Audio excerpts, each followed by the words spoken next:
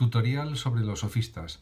En este vídeo tutorial quiero explicar algunos aspectos o rasgos generales que definen la actitud filosófica de los sofistas.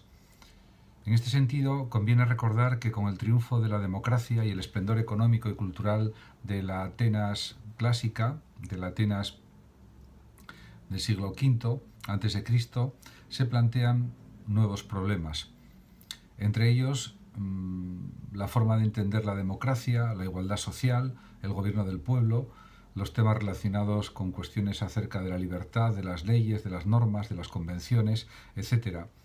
En este sentido, la palabra sofista deriva del griego sofos, que significa sabio, y fue al principio un sinónimo de sabio. Más tarde adquirió un sentido peyorativo, de hábil engañador, ya en los diálogos de Platón, porque, como se sabe, Platón y también Aristóteles consideraron que los sofistas, pues con su relativismo, con su escepticismo, no afirmaban el universalismo, sino todo lo contrario, y por lo tanto estaban perjudicando a Atenas como una polis independiente, como un estado independiente que se regía por unas normas democráticas, pero también tenía en cuenta principios universales de moral, de ética. Y en este sentido, según Platón y Aristóteles, estaban los sofistas socavando los cimientos morales o las bases morales y éticas de la propia Atenas.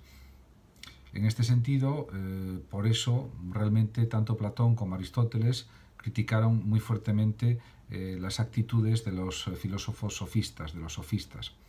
En la actualidad, los sofistas han encontrado pues una mejor comprensión y estima. De hecho, se puede decir que fueron los creadores del pensamiento crítico y también de un movimiento de difusión cultural que fue muy importante para Atenas y que puede recibir el nombre de Ilustración griega.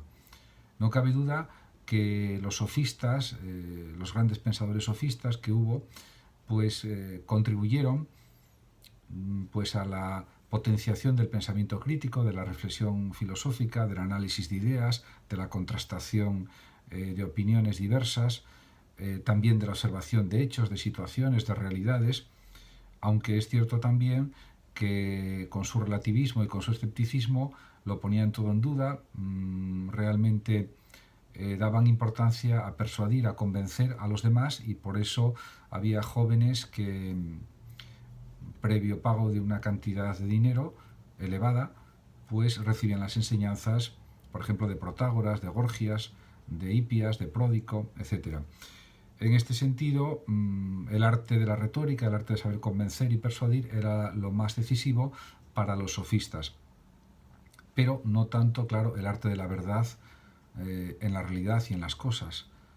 Para ellos, para los sofistas, la verdad era algo relativo, era algo discutible, dependía del interés de cada uno en cada momento y, por lo tanto, claro, rechazaban de forma absoluta cualquier tipo de universalismo moral, de universalismo ético.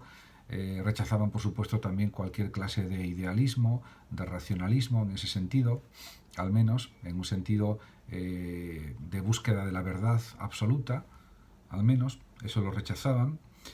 Y luego también está claro que los sofistas no formaron una escuela ni defendieron una doctrina común, aunque tenían puntos que eran parecidos entre ellos, lógicamente. Existían indudablemente coincidencias en sus pensamientos, aunque por supuesto cada sofista desarrolló su propia filosofía, sus propias reflexiones, pero tenían varias cuestiones en común.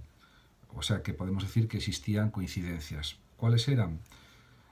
Pues una primera coincidencia se puede decir que era que consiguieron un notable giro filosófico, un considerable cambio de pensamiento, de reflexión, y se consagraron sobre todo a los problemas prácticos, a los problemas relacionados con asuntos políticos, morales, religiosos, educativos, de lenguaje, etcétera, sociales también, por supuesto, etcétera. Desafiaban a las normas, a las convenciones, en el sentido de que lo que era más importante era conseguir un resultado tanto en el ámbito de la discusión política como ante los tribunales, vencer en los tribunales, vencer en política, aunque fuera engañando, aunque fuera mintiendo, siempre que no se enteraran los que formaban parte de la asamblea o de los tribunales, etc. Los propios jueces, por ejemplo. En este sentido, otra característica común o coincidente en los sofistas es que diríamos que los sofistas tienen un dominio muy grande del conocimiento, lo que se podría denominar un saber universal o polimatía.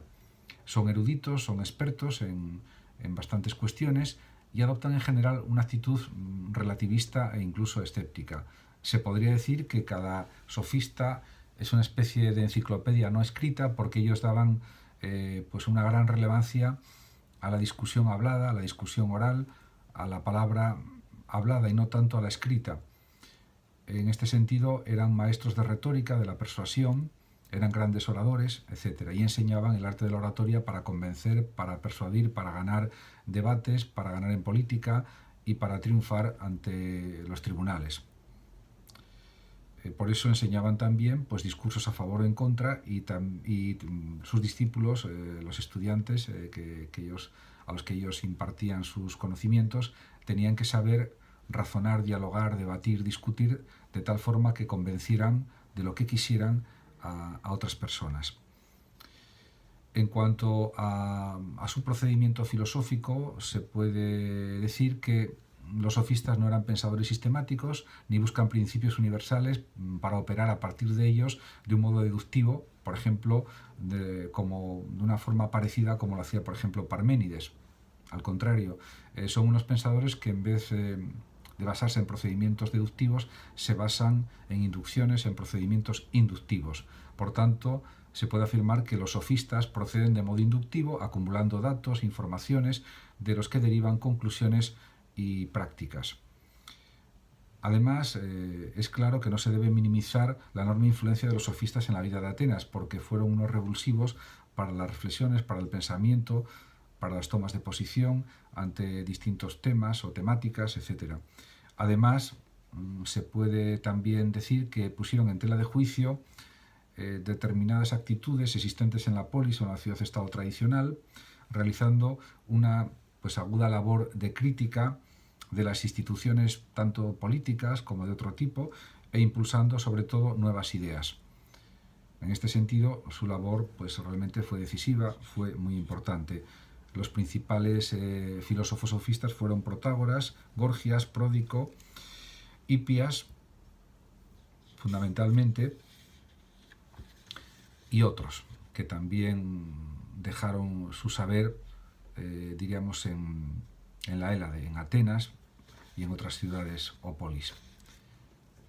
Gracias a todos por haber visto este vídeo y también a los oyentes de Radio Sofando de México. Un saludo para todos y hasta siempre. Gracias por su atención.